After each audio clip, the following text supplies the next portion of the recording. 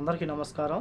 బ్రతుకుదెరువు నిమిత్తం కువైట్కు వచ్చి ఇంట్లో పని అని చెప్పేసి ఎడారి ప్రాంతంలో అయితే శివ అనే తెలుగు వ్యక్తిని వేయడం జరిగింది. ఆయన అక్కడ పని చేయలేక నానా ఇబ్బందులు పడుతూ, అలాగే చుట్టుపక్కల ఎవరూ లేరని చెప్పేసి నేను ఒక్కనే ఉంటూ ఉన్నాను.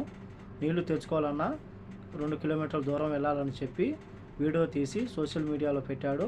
ఏజెంట్ని అడిగితే కానీ డబ్బులు కడితే నేను మళ్ళీ నిన్ను తిరిగి ఇండియాకు రప్పిస్తానని చెప్పి మా భార్యని అడిగితే అంత డబ్బు నేను ఎక్కడ తేగలను అని చెప్పేసి ఆయన చెబుతూ ఉందని చెప్పి ఆయన ఏడుస్తూ కన్నీళ్లు పెడుతూ బాధపడుతూ వీడియో పెట్టడం జరిగింది.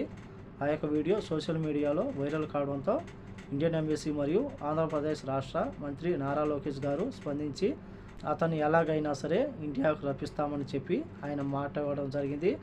అందులో భాగంగానే ఇండియన్ ఎంబసీ అధికారులు శివ గారితో మాట్లాడి ఆయన అయితే ఇండియన్ ఎంబసీకి తీసుకురావడం జరిగింది. ఇండియన్ ఎంబసీకి తీసుకొచ్చిన తర్వాత ఆయన అయితే ఒక వీడియో రిలీజ్ చేయడం జరిగింది.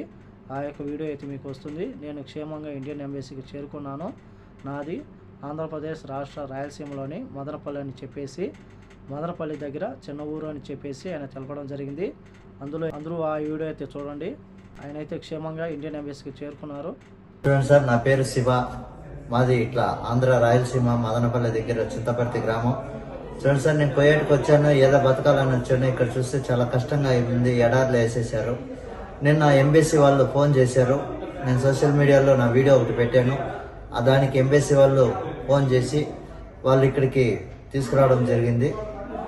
కాకపోతే కొంచెం ఇబ్బందులు, అక్కడ చాలా కష్టపడ్డాను. ఇక్కడికి ఆఫీస్ దగ్గరికి వచ్చాను, సార్ వాళ్ళు తీసుకొచ్చారు. కొంచెం కాకపోతే వాళ్ళు సాయం చేశారు.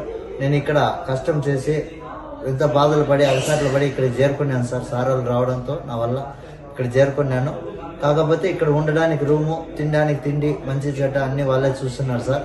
ఇక్కడ నుంచి ఇండియా పంపించేదాకా సార్ వాళ్ళదే బాధ్యత అని చెప్పారు.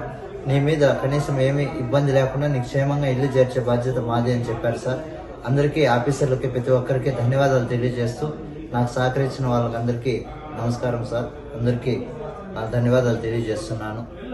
అలాగే ఆయన్ను అక్కడి నుంచి తీసుకొచ్చిన ఇండియన్ ఎంబసీ అధికారులకు ప్రత్యేక ధన్యవాదాలు, కృతజ్ఞతలు తెలుపుకుంటూ, అలాగే ఆంధ్రప్రదేశ్ రాష్ట్ర మంత్రి నారా లోకేష్ గారికి కూడా ప్రత్యేక ధన్యవాదాలు, కృతజ్ఞతలు తెలుపుకుంటూ, కాబట్టి కువైట్లో ఉన్న మన భారతీయులు ఎవరైతే ఉన్నారో చాలా జాగ్రత్తగా ఉండాలని కోరుకుంటూ, ఈ వీడియో నచ్చితే లైక్ చేయండి, షేర్ చేయండి, సబ్స్క్రైబ్ చేసుకోండి.